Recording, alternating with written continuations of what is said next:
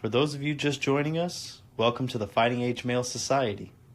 This is where we tell you all about how to be masculine from top to bottom, from thinking to fighting to acting and dressing. This is the channel that is going to help you. So don't forget to like, comment, and subscribe. And stick around to the end because I have something extra special that you're definitely going to want to know. You're fucking failing because you're blaming everyone else. Well, it's their fault. No, it's not. A lot of failure comes from a lack of internal reflection. In other words, it comes from blaming everything around you. Oh, I couldn't get to work because I was low on gas. I had to stop and get gas. Why didn't you stop yesterday and get gas? Oh, there's traffic. You know what city you fucking live in. Leave earlier. There's a lot of responsibility that gets pushed off. And a lot of this comes from being raised in a different type of demographic where you're not supposed to take accountability. Everybody gets these participation awards and, oh, good job, honey, you at least tried. You fucking failed, but at least you tried. No. See, when I was growing up, we failed like fuckers. We got the shit kicked out of us. And when I was about maybe 11 years old, I joined football. And football with a coach named Tyler Ebel, that mother lover was one of the toughest coaches ever. I can't tell you how many times he piled my face mask into the grass because I ran the route wrong. And he never allowed me to have any excuses. He told me the route and I didn't run it. I couldn't remember, but that's because I wasn't paying attention. But now, as I'm older, I understand it was my fucking fault. Once he piled my fucking face mask into that grass, guess what? I paid the fuck attention. So the lesson in that is when you actually take on accountability, you turn the tables to be in your power.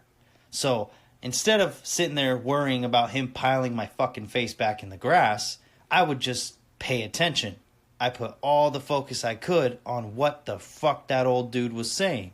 And once I got what he was saying, I ran the route better than any one of those cocksuckers on the field. And that's verbatim. You can quote me on that. You can go talk to Tyler today and ask him, was Spencer fast? Was Spencer a hard hitter? Yeah. And not only that, let me tell you a story. I got fucking whooped all the time in football. I was literally 4 foot nothing, and I was going against guys who were already 5'7", 200 pounds, right? These guys were big, right? And I got the shit whooped out of it. I got ran over completely. But did I ever give up? There was other kids who would sit there, they'd cry, they'd bitch, they moan, oh, my fucking back hurts. My dad never allowed me to ever, even when blood was coming out of my mouth, he never allowed me to sit out of a game. There was one time I picked off the football and I got drilled. I was laid out sideways 3 ways from Sunday. I swear to God, I landed on my head, turned around, ran to the sidelines, and my mouth was bloodier than pop cherry on a prom night.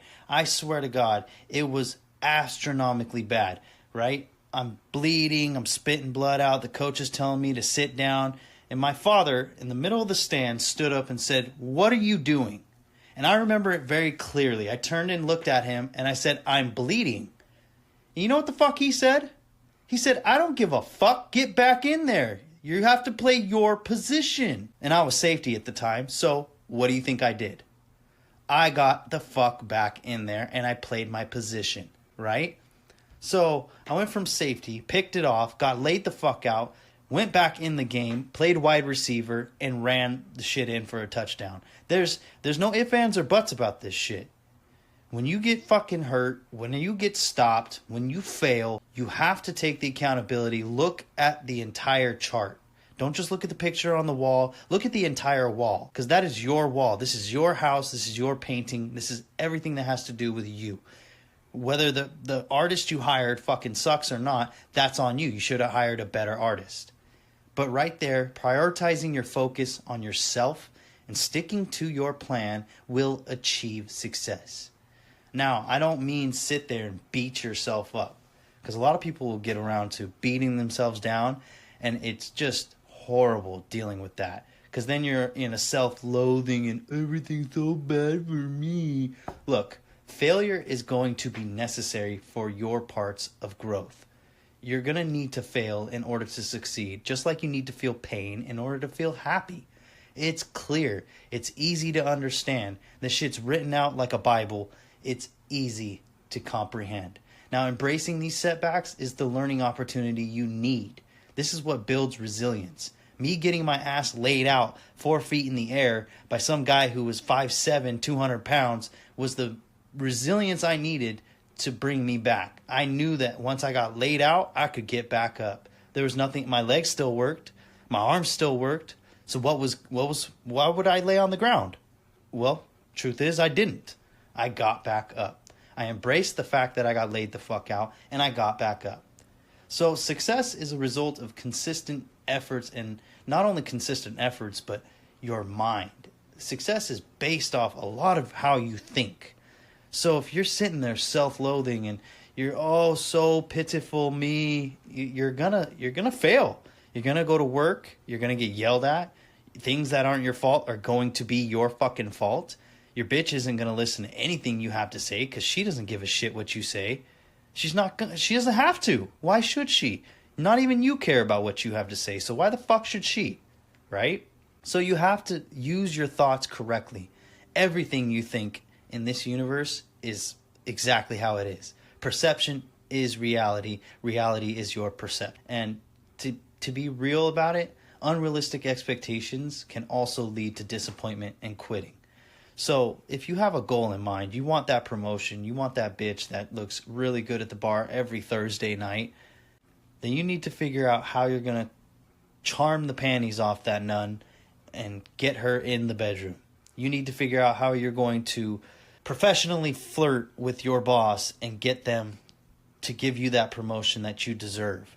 Not only show that you're competent for it, but feel competent for it. You're a king. You fucking deserve everything that you want in this life. This is exactly why in the beginning God said, that's frequency. Your thoughts hold a frequency. And if your thoughts are in the shit frequencies, what are you going to get out of life? Shit. So to wrap this up for you so I don't make this shit too long, the mindset shift is changing your perspective on failure. Failure is a stepping stone, not just a stepping stone, but it's a great way to recognize the silver lining. Always, because me getting laid out, that was a great silver lining. I knew that I was tougher than half of the kids that were the same size as me. I knew that I got hit fucking hard. Wait a second, I'm still alive? Oh, cool. That means I'm fucking tough. I can get up and do this again. I can get up and do it again. Nothing's broken. Fuck, let's go again. It's the resilience in the mindset. It's the thought. It's basically your thoughts. It's everything it has to do with your mind. So adopting a growth mindset allows for continuous improvement and success. Let me know if you found anything in this that was valuable in the comments. Don't forget to like, comment, and subscribe. I'm going to be producing a lot more content like this. So if you guys like it, let me know in the comments below. See you next time. I just did what I was supposed to do.